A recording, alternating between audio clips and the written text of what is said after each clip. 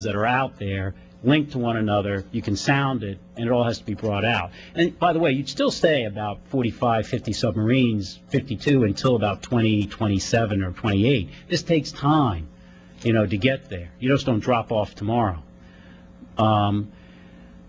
The LCS is a very important ship, and procuring sufficient numbers, the rest were mainly surface combatants. Now, in this number, I believe that the amphibious force is wonderful, but the mission attendant to the kind of capability we got, I'm having a harder time foreseeing the beach and the utilage of them. And so in this study, there was about 8 or 9, I think it was 8 ARGs, amphibious ready groups. And you can, you know, so you're down to about 8 times, you know, that. And I'm happy, I don't have the studies anymore, but we could give you the, you get the ship of how the numbers came out, and I give you. So those were just, and again, this was based on modeling. I can't say it was perfect at all, by any means, and it could be wrong. But it was good enough that the Chief of Naval Operations at the time felt he could put his imprimatur on it and have 2 shipbuilding plans simultaneously go to Congress and say, if you procured the cyberspace, the knowledge, this is what you can do. My concern for the services is that if we don't change and make this argument, you're going to end up down there, potentially, without the capability having been invested in. And this is an argument that I believe strategically needs to be made, and it's a tough one. I mean, I don't mean use this, I mean, an aircraft carrier is really something. Cyberspace isn't sexy, you know, it's just, you know, where's the industry, you know, and it's a harder fight to fight. And that's why I say you need a tool to try to show what can be done. Question? Yes, sir. Well, whatever, I'll let you handle it. That's right. Right here. One. Please sit in, sir. Thank you for your comments. I'm Bill Wyatt, retired Navy flag. Yes, sir. Talking about the carriers in the Western Pacific and China, in the open literature, they've got a maneuvering ballistic missile targeted at the carriers. We've got a problem. Yes, sir.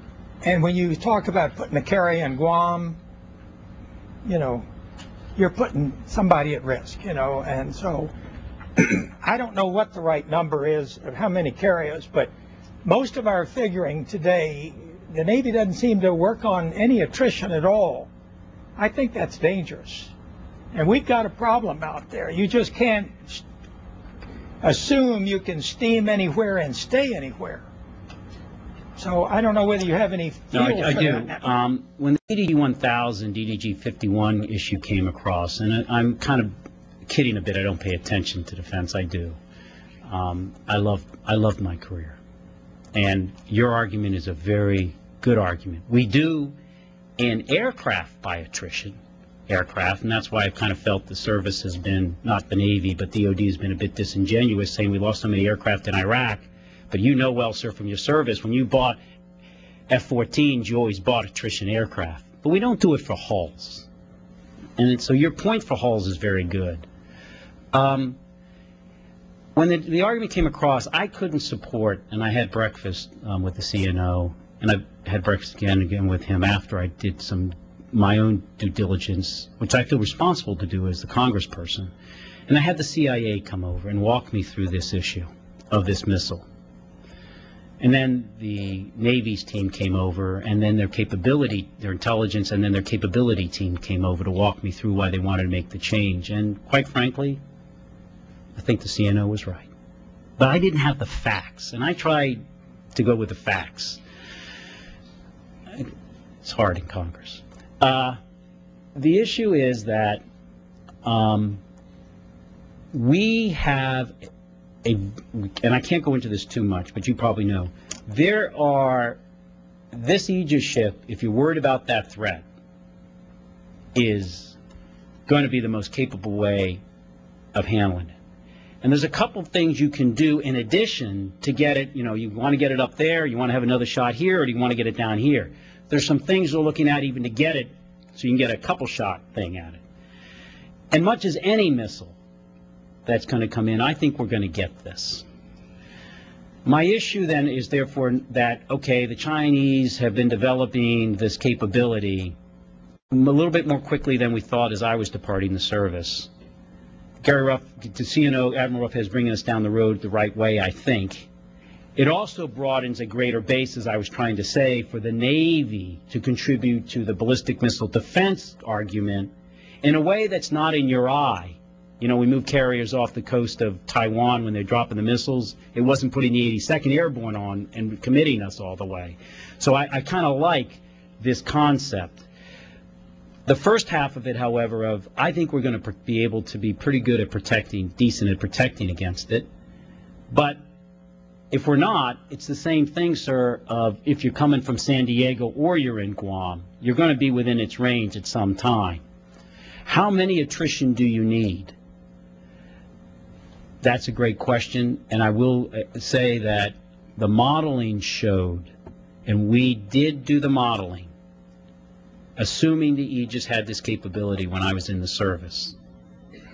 The modeling showed that you did have enough aircraft carriers if it was a running start to the war.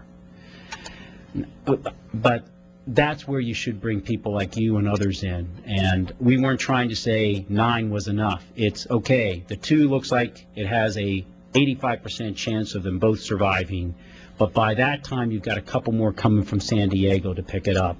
The key was not to beat the entire military of the Chinese. It was to stop the invasion. If you got the 47, it was over. And so that's kind of how we did it.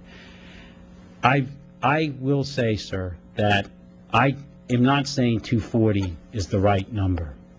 But I do think there's food for thought of, should we be measuring ourselves by 240, 300, or is there some better way to go about determining attrition as well as capability than just a hard number? How much is enough is an important issue, I think, for our national treasure. Is that all right? Numbers do count. Numbers do count. And I'm not trying to be, because it's not my job any longer to try to articulate the right number. I only try to respond. But I think I should say, I think there's a different way to measure ourselves than how we're doing it, or at least how it's coming across. And I may not be listening. Yes, sir. We indulge one more. If I'm not boring, I'll stay a little bit. I just have to go on some radio show. Right here. About credit cards. Congressman, Admiral, Doctor, good morning, sir. Robbie here. Good to see you, Rob. You said that LCS is very important. It's a program with lots and lots of critics. Tell us why you believe it's so important. I think it bodes so much for various reasons, not just to America as the Navy itself, but to the nation. Let me give you an example. The Israeli ambassador called up and asked me to come over for dinner about a year and a half ago. It was just him, his wife, my wife, and the chief of, Secretary Winter was there, and the CNO of the Israeli Navy. Said, you know, we'd really like to buy the LCS, but we can't get into it. Can you help us from a congressional way? You're a former Navy admiral, blah, blah, blah. And, you know, Mr. Gary Ruff had just taken over CNO, had breakfast, talked about it, and he's very much for this. They worked out some details. I don't think they're going to buy it now because the price has gone up. But the point here is, this is a wonderful platform. The Navy can finally have something to sell, not when it's discarding something, but to sell around the world. That's good for shipbuilding industry. It's good for interoperability. And third and most important, this modularity concept is tremendous.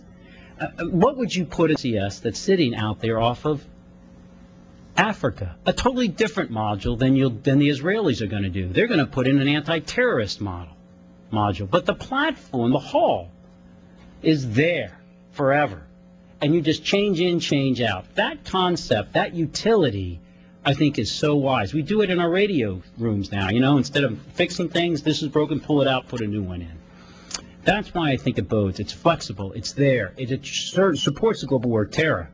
But it also can support the higher range stuff. And that's why I was disappointed last year, and I think the CNO changed it, when they decided to cancel the anti-submarine warfare module, or parts of it that they were going to do. Wait a minute. You know, that was supposed to be part of this distributed ASW capability and all. So I think the concept in getting it right, eventually, it's going to take us, is one that bodes well if you believe in a global war terror that counts on allies being part of it. that can work well with Coast Guard and other